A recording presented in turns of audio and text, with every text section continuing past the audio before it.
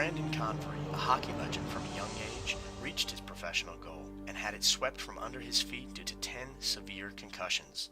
On the other hand, 15-year-old Josh Martinez, a high school football star, suffered a broken tibia that ended his season.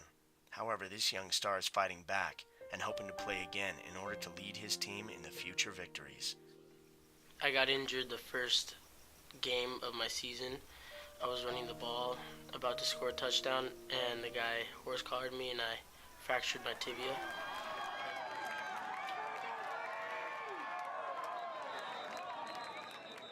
When I saw Josh go down, I kind of waited, and when he stayed down for a long time, I knew something was wrong. So I walked onto the field and I waited, and my older son Matt was the trainer that night, and he waved me over. And when he waved me over, I really knew something was wrong.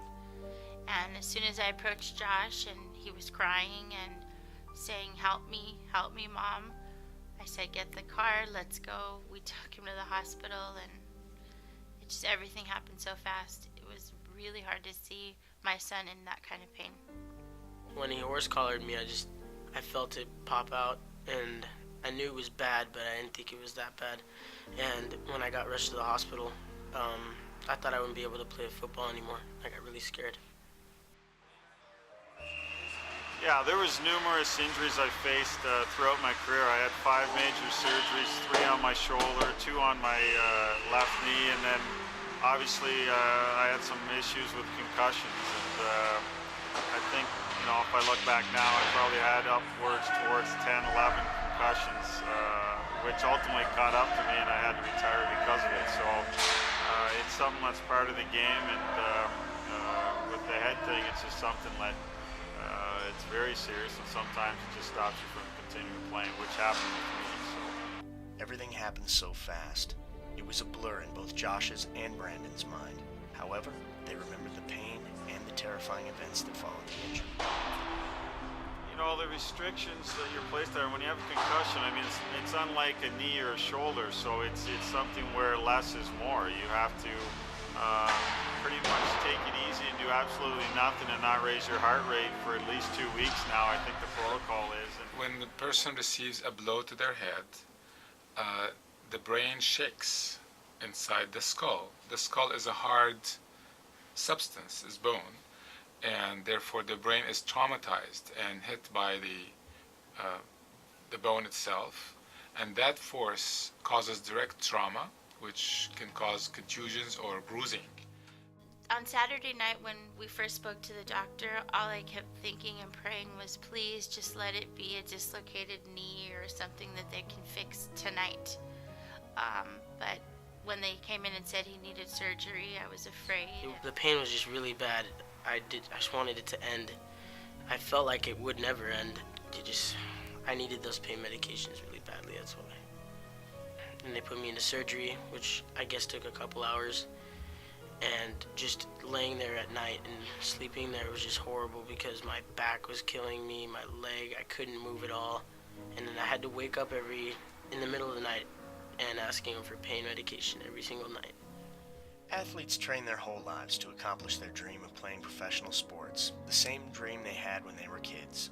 Josh was pretty much born with a helmet. My oldest son used to play flag football. Josh was 2, and he would strap the flags on and run up and down the sidelines with the team. I'm from a small town in Canada, so it's kind of like everybody plays. My father played, had a pretty long career as well. My brother played as well, so it's just something that comes naturally back home. And it progressed all the way to the NHL, and I was very fortunate. And now I'm involved in coaching and doing other things like I mentioned, so it was a fun journey. I was a starter last year on varsity, and I was supposed to play this year, starting running back. I was doing really good. I saw my stats after I got hurt. I had 12 tackles, an interception, and a touchdown, and a 2-point conversion. To the best of their ability, both did what they could in order to rebuild their lives. However, this process is very slow and painful and requires a lot of work. On my first day of therapy, he had me laying down, had my leg up on a yoga ball, and he tried to make me go back and forth, but I could barely bend my leg. it barely got up to 10 degrees, but now I'm at 140. The therapists that we've had thus far have been wonderful. They've taught us not only how to handle the leg, how to strengthen the leg. They've just been really great. I'm so grateful. We were very blessed to have them. I could almost bend my leg all the way, but it's really weak, so I just gotta strengthen it, and then I'll be back playing track. For the hockey star, all was lost. He didn't know what to do or how to continue. For the football hopeful, not only do his dreams remain doubtful, he himself has more to worry about, something not to be ignored. It took me 5 years to ride a bike again. I really couldn't work out or do any physical activity for 5 years, and I think that's what happens over time, the cumulative effect of multiple concussions. It can really do some serious harm, but with the headaches and the sensitivity to light, and even when people were just speaking loud, it was a huge challenge, and something that I'd never want to experience again. So the physical therapist said I had 2 months to get it back to the way it is now, or else it would stay stiff and I wouldn't be able to bend it anymore. He only has a small window of time, or the scar tissue becomes bone. And so he will never be able to bend his knee, the way we normally do.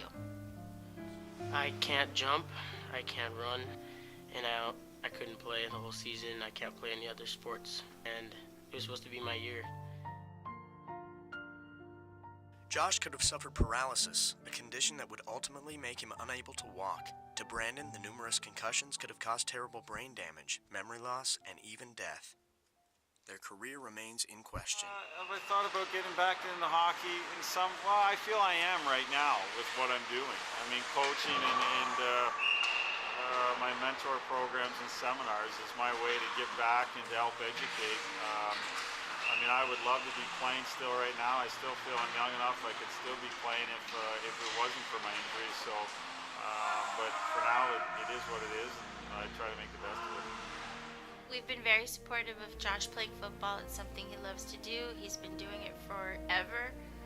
But now, I'm not so sure that I want him to go back and play football. I'm pretty nervous about it. Despite the pain and the uncertainties, there is a silver lining. Still one more thing that separates their injuries from complete disaster: perseverance. Yeah, I'm looking forward to playing football again, but I'm still really nervous because there's a chance that I might break it again. But I just gotta get that out of my head and play the game. I'm reminding myself next year I'm gonna play hard and just be a starter. And I'm gonna continue playing football, but it's gonna be really hard for me because of this break. And every time I go in, I'm gonna think that there's a possibility of re-breaking it. Well, you gotta look after them. You gotta look after your body. I mean, as athletes, the body is your temple. A career can be sidetracked or destroyed in an instant. For these two competitors, they have seen the darkest side of reaching their dreams. They have one goal, though: to get better and to get back to the game